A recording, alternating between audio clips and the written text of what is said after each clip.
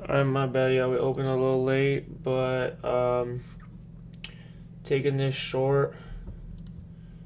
Just a quick little scout. We took these highs. We're in this inverse fair value gap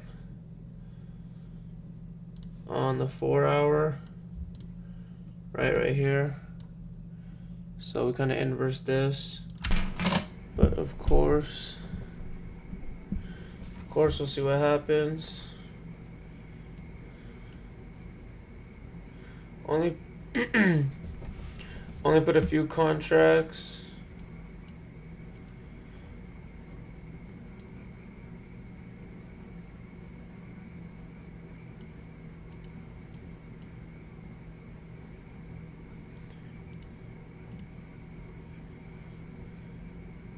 Order filled. Cool. Alright, see, I kind of figured we could hold it to this, but we're gonna see. Also, did ES? No, there's no SMT there. Yeah, so ES is really lagging.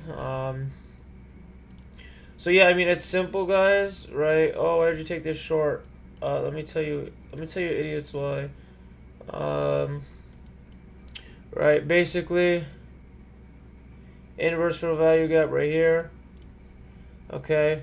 Oh, sorry. Let me go from the beginning. So, right, we were in an uptrend. We just took all-time highs.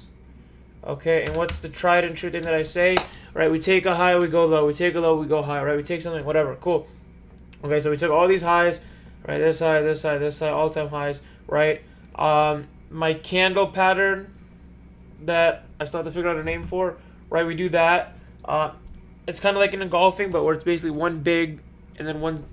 Two big ones really back to back together, especially on the 4 hour. That's a big indicator. Okay, we had this. Okay, we had this inverse for a value gap. Right, started going down. Okay. Not only do we break structure and get a market structure shift on the 1 hour, but also right here on the 4 hour. So it took all-time highs, had this reverse with the inverse for value gap. My little new pattern on the 4 hour. And not just a 1 hour, but a 4 hour break of structure. Cool. Go on the 4 hour. Around where do I want to enter? Well, one, we have this inverse for value gap right here. Okay, that I drew out. Cool. Not even just an inverse, but just this for value gap. Okay, cool. I also want to see, is this EQ? A little bit higher. Let's put that. Yeah, so we hit EQ of the range. All right, so same thing. We come under the hour. We have this fair value gap right here. Okay, London. We took out these highs. It's not even Asia session highs. Okay. Cool. No SMT. If we did an SMT, that would have been nice. Like, look, ES is going up and he's going down. Weird trading day, but we got in and out. Okay, so took all those highs. Okay, we dropped to the 15-minute. Cool. Right, high. Didn't make a low, high. So we're leaving all these lows here. These relative equal lows, as well as this hourly low right here. Right, we come up into this fair value gap perfectly.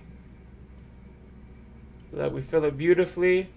Again, take all this liquidity, these two relative equal highs. I don't think there's anything on the 5-minute.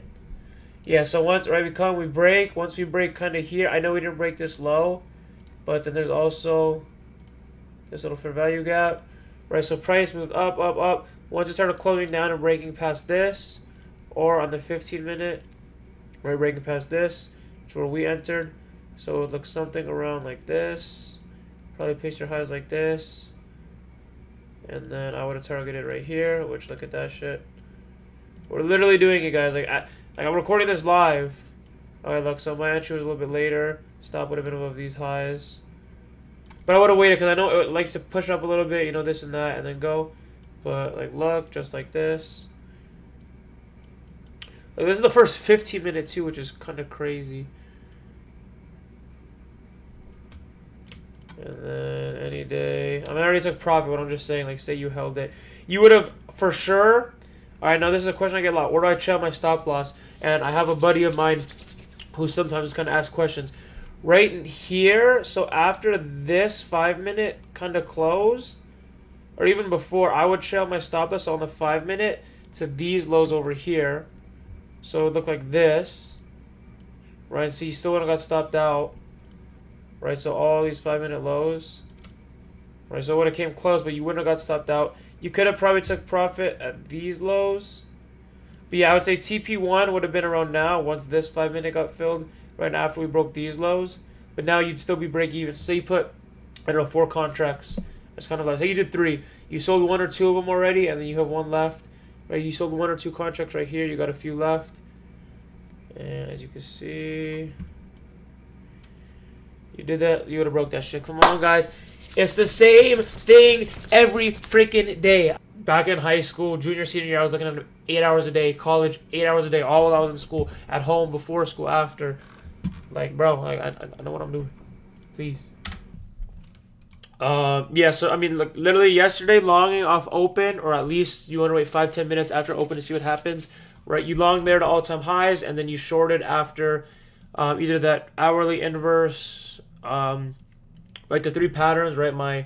My big candle, little candle, hourly first fair value gap, and then 15-minute break of structure into a fair value gap. Right, you shorted there till today, plus long tomorrow. I mean, even you don't have to, even if you had a 50K account, you don't have to put all 5 contracts. Even if you put 3 or 4, that's like 20, 30 bands. Obviously, if you put more, and then Monday, Tuesdays, great opportunities, as well as even last Friday, which was the first trading day of the year. Yeah, so you were copy trading 550K accounts. You put at least 2-3 contracts. If not, you're crazy like me and put 4 or 5. You'd be a few $100,000, let's just say, in about a week. But yeah, good shit, y'all.